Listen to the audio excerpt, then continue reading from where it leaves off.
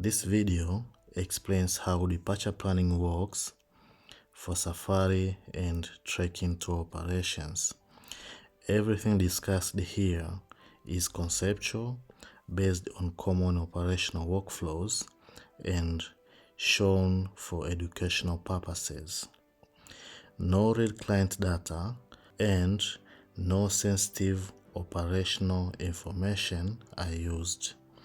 The goal of this video is to explain how trips are planned in a structured way, how bookings interact with departures, and why timeline-based thinking matters for day-to-day operations. If you manage safari group departures, this situation will feel familiar. As operations grow, planning becomes less about selling trips and more about coordinating time, people, and vehicles. Common tools usually include spreadsheets for departures, messaging apps for guide coordination, printed or shared itineraries, and experienced staff who remember how things should flow. Okay, so this works until bookings overlap, vehicles are shared across trips, or plans change after confirmation. At that point, planning becomes more complex, not because people are careless, but because time-based coordination is hard. So this video explains one structured way to think about that problem: planning trips as timelines rather than fixed blocks. The first concept to understand is this: in real operations, trips are rarely fixed from start to finish. Travelers may join on different days, leave earlier than others, overlap with different groups, or share vehicles for part of a journey. Because of this, it can be useful to think of a trip not as a single block, but as a timeline that evolves over time. In this approach, time is continuous. Capacity is checked day by day, and bookings are placed into timeline where they logically fit. A simple rule helps guide this thinking: if something is not on the timeline, it's not happening. Before we look at the timeline itself, let's briefly look at where it comes from. So we click departure instances. On the departures page, each row represents an instance. This is a specific trip with a vehicle, a guide, seat capacity, and the bookings attached to it, or the travelers on trip. The timeline button opens a time-based view of the same departure. It's not a different trip, it's a different way of looking at the same information.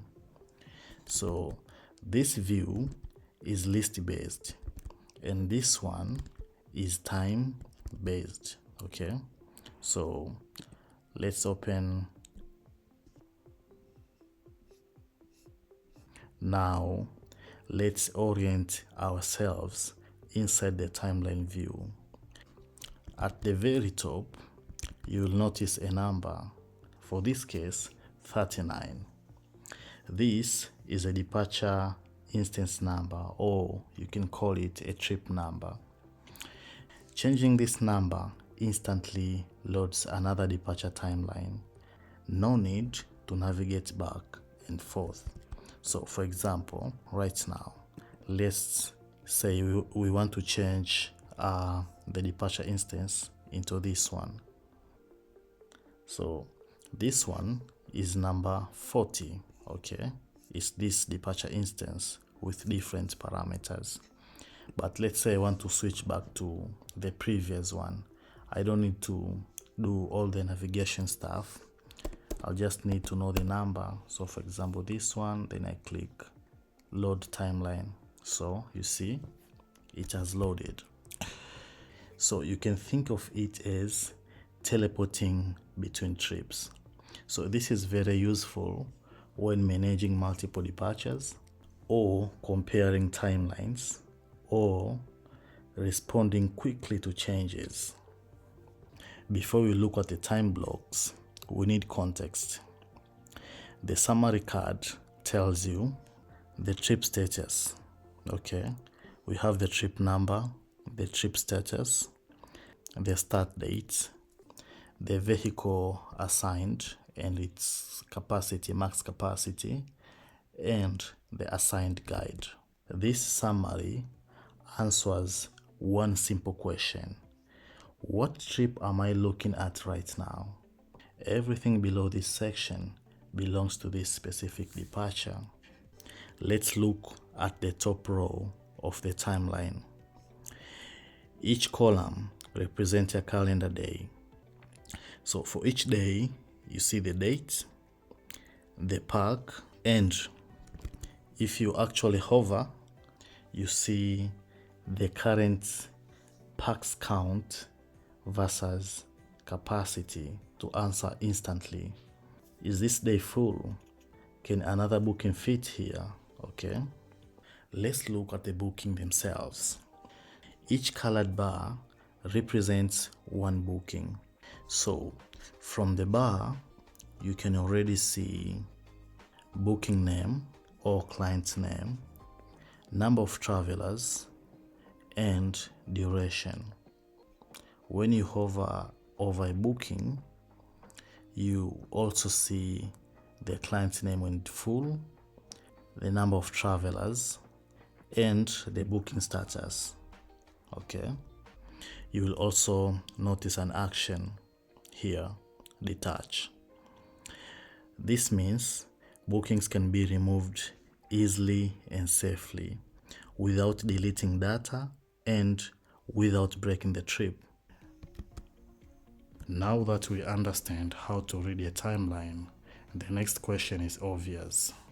How do bookings actually get placed into departure? Now, because of YouTube video length restrictions, I had to split this video into 2 parts. So be sure to watch the next video in the playlist.